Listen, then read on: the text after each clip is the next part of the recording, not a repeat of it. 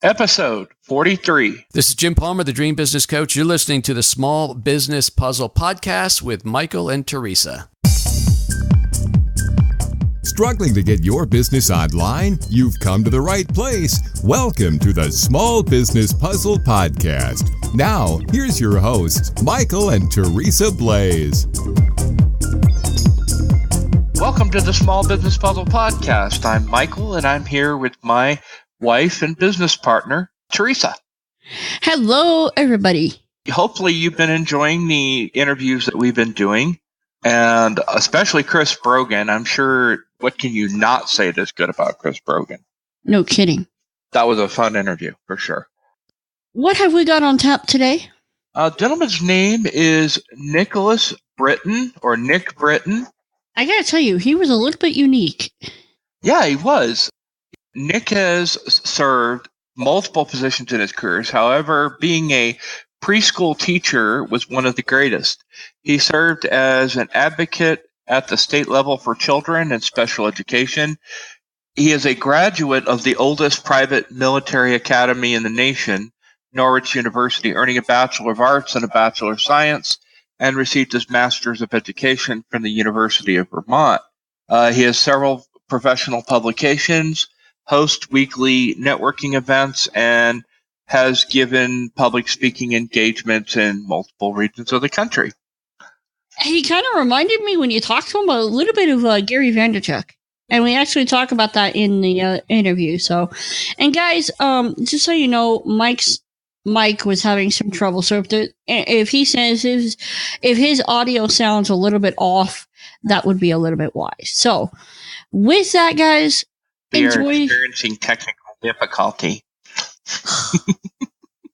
You are a technical difficulty. Anyway, with that, guys, enjoy the interview and forgive my husband. He knows not what he does.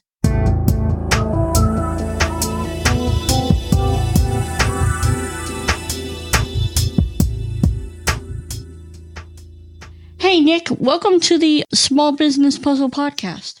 Thank you so much for having me. Well, we're glad to have you. You have a very interesting story and background. I mean, honestly, bringing out what preschoolers can teach into the business realm, that seems a little odd, doesn't it? Yes, it definitely does. And I get a lot of strange looks in the, so for those people who don't know out there, for your listeners, I've written 2 books. One of them is available on, for audio. The other one's being converted as we speak. But my books are about lessons that I learned as a teacher by observing children and how they correlate to my success in business as well as my happiness in life. And can you give us an example of one of those lessons? Yes, I think the biggest thing, and we know this world is a crazy place that we live in, right? But, children have this amazing mind. They understand the power of their mind. It's such an amazing, beautiful thing that, for instance, my son pretends to be, a king in a castle, and then he gets dressed up and he's really, really there. But somewhere along the line, I feel like adults lose their perspective to utilize their mind, their imagination. And it's a very sad thing. I would tend to agree. I know when I was a kid, I was very creative, although for me it was Power Rangers and Ninja Turtles. I was never the Barbie girl. I was always the tomboy. So yeah, I can totally agree. And I think somewhere along that line, we kind of just get a little jaded or whatever. So how do you see that applying into the business realm? Yes. Well, the biggest thing with the business is a lot of entrepreneurs, you become an entrepreneur because you want to start a business.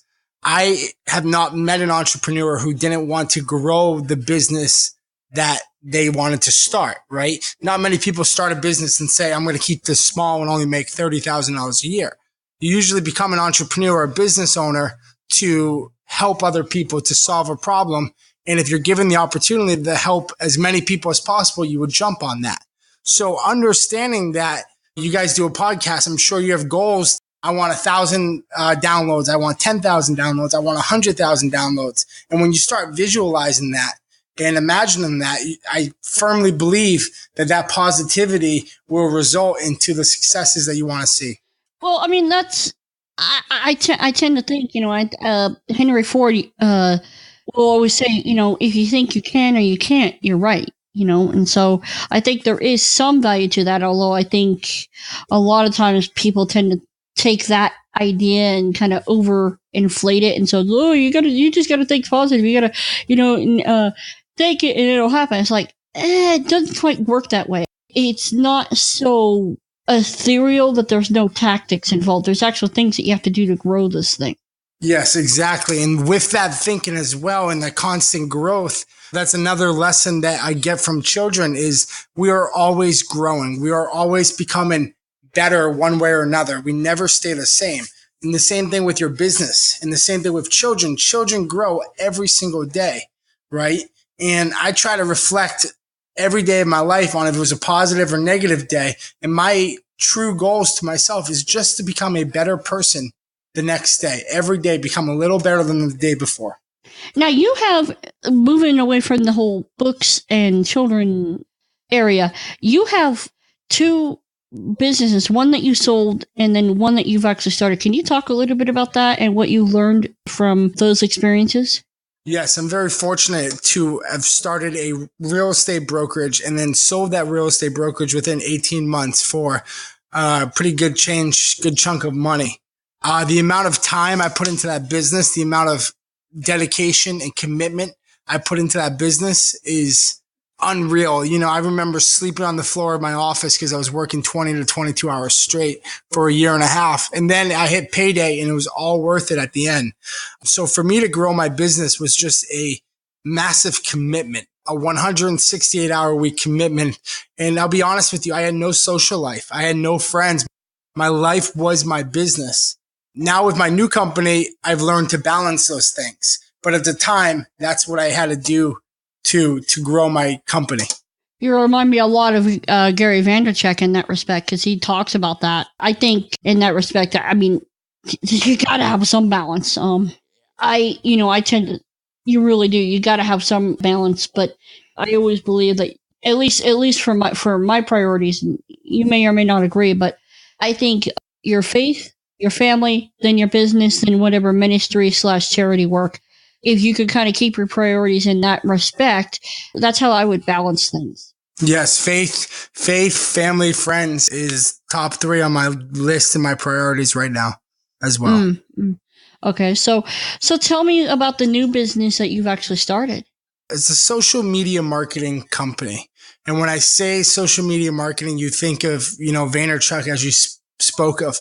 But a partner and I kind of found a very interesting niche of mom and pop shops throughout the country. And we're helping businesses grow. We're helping businesses reach their full potential, which is very exciting because it's more hands-on, more consultant, more establishing relationships with our clients, which is amazing to me. And can you give an example of what you're doing? Yes. For instance, we have a couple of bed and breakfasts throughout New England. They're older entrepreneurs. They've never heard of Facebook, right? They have a pretty shoddy, subpar website. And now we help them create a larger social media footprint and fill some vacancies for them. And they're seeing a huge return on their investment just by tapping into a market that nobody has really tapped into.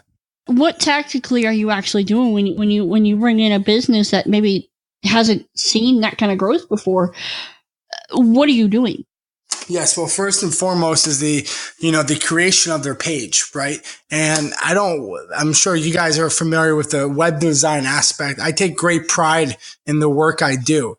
So a lot of our pictures, they're very nice state-of-the-art pictures, and no spelling errors is huge because I see Facebook ads all the time and they look like a second grader made them, right? There's errors in them and they sound wrong, and they're just, do you guys experience that as well? Well, I don't know as much about the spelling errors, but I know once in a while it's like, yeah. For me, it's also the, okay, I've seen this out a bazillion times. I think I'm getting used to it. Go away. Yes, exactly. So, that's another thing is making sure we change it up so, potential clients can see or hear something new. And what kind of offers are you doing that are actually working? I mean, if someone wants to actually say, hey, I want to kind of get in the Facebook space and I want to work with these ads, what kind of offers are actually working and what kind of budget would someone need? Yes, the budget you need, the biggest thing I tell people is you need to be sold on the idea of advertisement and marketing. And with that being said, a lot of people say, okay, I'm going to try Facebook ads, and they give up after 2 weeks, right? And you need to commit at least, I believe, a minimum of 3 months to grow your business. A lot of people are afraid to grow their business, are afraid to put the money in to see the return. And if you're not willing to do that, it will not work for you. Why do you think they're afraid to grow their business? Just fears, afraid of losing money. I see a lot of people, the question is, would you spend $500 a month to make $800 a month? I will. It's a no-brainer to me, but I've learned that some business owners, unless they're guaranteed to make that $800 a month, they won't do it. And it's a sad thing. I've seen that myself. But I guess the biggest question is, when you talk about fears, what do you think they're afraid of? Failure, losing money, which is strange to me because I became a business owner to help as many people as possible, to change the world, to, and with that being said, to make money, to make a lot of money. And a lot of people are afraid of making significant money, to be honest with you. Do you think they self-sabotage because of that? They just are filled with some negativity. And then they're afraid of, what is going to happen? Am I going to grow too fast? Am I not going to be able to sustain this, etc.? And what do you tell them when they express that kind of fear? A lot of that goes into, 80-20 principle. And sometimes I think, those aren't the best clients for me to be working with. You can't convince somebody to not be afraid of growth. I can relate to that fear. I've gone through some of that myself, Teresa, as you know. Oh yeah. And it's hard to get out of because it's like, how do you describe it? Of course, you want what's best for your business, but because you've been operating on this lower level for so long, what ends up happening is you kind of you doubt yourself and you doubt your ability to do something. Yes, it's a shame. It's a trap, right? It's a trap that, really only you can pull yourself out of. There's nothing somebody else can say or do to help you get out of that rut. Yeah, you're 100% right. If someone's in that situation, what do you recommend to them? If somebody's in that, get focused on your goals. Figure out what you want. As long as you're being true to your goals, your family goals, your dreams, the reasons you started your business, then there's nothing wrong with being, quote, stuck there. But if you want to achieve more and greater, then you need to fight out of that space. But as long as it's aligned with your goals, there's nothing really wrong with that. Let's say someone says, okay, I'm willing to take the steps and I'm willing to grow. What are the first steps that they need to take? It's a massive amount of action, in my opinion, and a great amount of action. And you need to start working. Even if you don't know what you're doing and you're putting them together, you can't stand still. You need to start moving and put thoughts in action and go as fast as possible in one way or another. I see a lot of people get paralyzed in this fear, and they don't know what to do, and then they don't do anything and they just waste time. Understand that you're going to make mistakes. You're going to learn as you go, and you have to be out there playing to be successful, to be happy. And I think another issue that comes up is a lot of people don't bother to track what they're doing. So they don't know whether they're succeeding or not, whether they're making progress, especially with Facebook, especially with the ads. If you're not tracking what you're doing, you're just throwing money. You're wasting your time. You're throwing money away too, because you don't really know if it's working. Yes, and that's huge. I struggle with that when I first started my business. I didn't have the systems in place to succeed. And luckily I brought someone in who can help me with that. And I got those systems, and I was able to succeed because of that. And what kind of systems are you using? I run everything off of Google Docs, believe it or not. I love what Google has and how you can access the Word aspect and the spreadsheets and I'm an Android guy, not an iPad guy. So I love Google Voice and whatnot to manage my life, the calendar, everything like that through Google. Well, let me ask you this final question. If you had a room of entrepreneurs, business owners, podcasters, which is namely our audience, and you had one message that you wanted to give to them, what would it be? The biggest thing is we all have exactly what it takes to be successful, right? We just need to teach ourselves the tools to be happy and to be successful. And that's a big thing, is understanding that, you have everything in this world that you need. Now you need to just figure out how to utilize it and how to succeed. Okay. Well, I think the man has said it. Guys, I in talking to him, one of the biggest things is that I get out of this is it comes down to this: face your fears, take your actions. Face your fears, take your actions. I'm not going to say it's going to be easy. Believe me, it's not. I am currently working on writing up a case study on how to launch a podcast that's not necessarily monetarily based, but and I'm hoping to release that soon. But in any case, I think facing your fears and taking action applies there too, in anything that you want to do. For me, it's the one I'm fighting with right now is paid advertising. We tried it some in the past and we haven't had the best results. So we focused mostly on free methods of traffic, social media marketing, SEO, that kind of thing. So the way I'm facing my fear is by I'm starting to run some paid ads now using Facebook. So that's how I'm. Yeah. So, it just comes down to this, figure out what you're afraid of and then go, okay, now how am I going to fix it? Whatever that area is in your business or in your ministry or whatever you're doing, figure out what you're afraid of and then figure out a way to fix it. So, hey, Nick, it has been a pleasure having you on the show. The pleasure was all mine. And Nick, what is the best way that people can hook up with you? The best way is, through social media. I love to interact with people. I love to hear people's thoughts and everything. Twitter is a great way too. You can find me on Twitter at NJ Britton, as well as, Facebook, just Nick Britton. And if you see me out there, because odds are you will, Instagram, whatever it might be, shoot me a message. That's really what I want. I want to have relationships with people and help change this world for the positive. It is. Yeah. That's great, Nick. You've been fun to have on, and we'll have you back sometime, okay? Awesome. Thank you so much. Not a problem.